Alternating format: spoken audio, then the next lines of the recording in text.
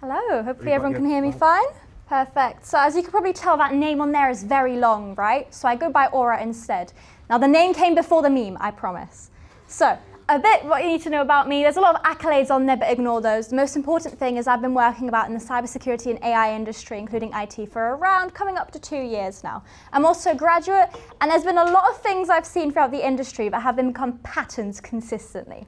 So, first thing you need to know is what exactly is cybersecurity? Well, IBM has their own definition. IBM tells us that cybersecurity is the practice of protecting networks, devices, software, and sensitive data from digital attacks, unauthorized access, or criminal use. That sounds very wordy, right? So let's summarize that. It means it's protecting you, your family, your business, your friends, and anyone who's got any digital data out there. Summarized it quite nicely, right?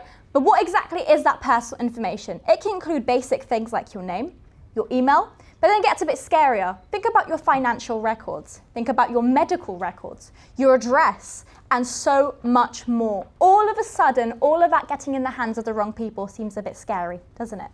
Our job in cybersecurity is to protect you exactly from that. So, importance of AI security, it's a up-and-coming thing that consistently comes out again and again and again. But why do we need it? Quite simply, AI uses data to learn. It's all made of data. It's tokens and it's data sets upon tons and tons and tons of things. But the real problem is it's only as good as what you give it. Garbage in is garbage out. What you train it, what you learn, is essentially the same thing it will give back to you. So if you feed it a bunch of garbage, it will spit out a bunch of garbage as well.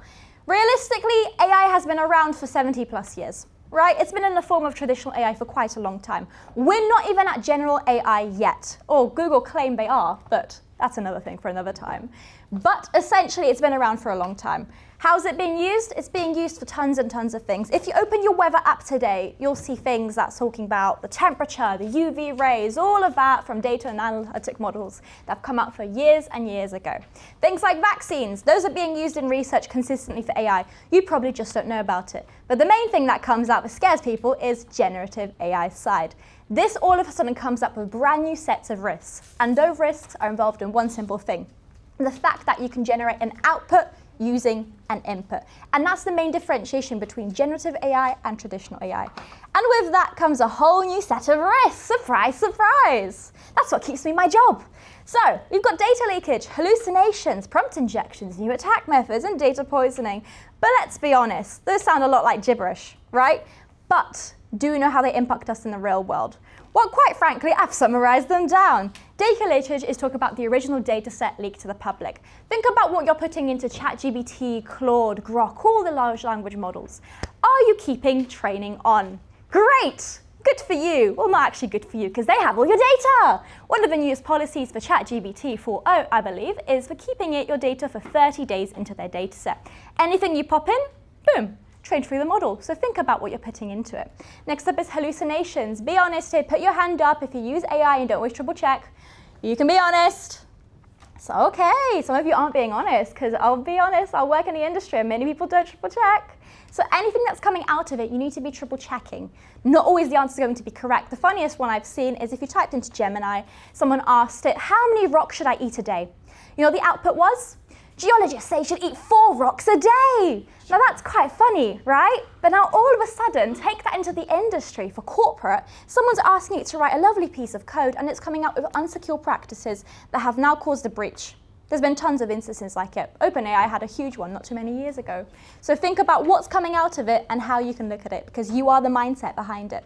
New attack methods. This is being used consistently. Social engineering has been made so much easier because of AI. I see it constantly. Jailbroken models of GBT, also known as worm GBT, are being sold on, as we call, the black market or the deep web, to these companies that are criminal organizations to perform attacks consistently. Think of the basics: smishing, vishing, phishing, all the ones that you can think of that start with ishing on the end, right? That's become a lot easier. The scariest one I've seen is a data center bot that's designed to call you, and it sounds exactly like a data center. It's got the typing in the back, it's got the breaths in between, and that's being used to target and breach companies real time across the world. And of course, there's prompt injections. I can talk a lot about this one because it's my whole dissertation. But essentially, think about the fact that anything you input can be used to get things out.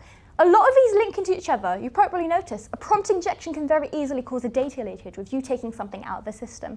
A hallucination can be used to create a new attack method. The funniest one I've seen for prompt injection has been someone breaking it using an emoji of a Trojan horse. They simply put the Trojan horse emoji in and said, can you make me this? And the GPT went, sure, of course, here you go. Perfect. Well, not for the people getting attacked by it. And data poisoning, as much as you can get hallucin out of it, who's the person putting the incorrect information into it? What are you putting into it that's then being trained by? Think of it this way. Am I going to trust data from Reddit? Probably not, yet some of the models are being trained using things like that. So each of these, like we mentioned, link into each other very nicely. The consequences of these can be also very severe. We've seen it consistently in real time. Security operations centers are absolutely overloaded with attacks and alerts coming in from people using simple things like Copilot in the workplace without safeguards in place. Most models, in fact 70% of them out of the box, can have prompt injections go successfully straight through it. Research is really strange. But think about this way. Are you triple checking what's come out of your AI model? Do you know what it's being trained on? Is it the data that's appropriate and right for you? Perhaps if it's not, change the model you are using. Who could be affected and how is it being used? Are you using it for ethical purposes? What I will say to you all when you go home today is check your settings. Look into the model families that are using, what it's being trained on, and where exactly your data is going, because knowledge is power in cybersecurity. It takes a village. What you say here and go home, tell your families and friends, that will go around. So it's important to keep yourself safe and secure in AI. But it's not all bad. I know I talk about cybersecurity and it's always, oh, alerts and attacks and blah, blah, blah. But realistically, everyone's saying AI is going to take all our jobs.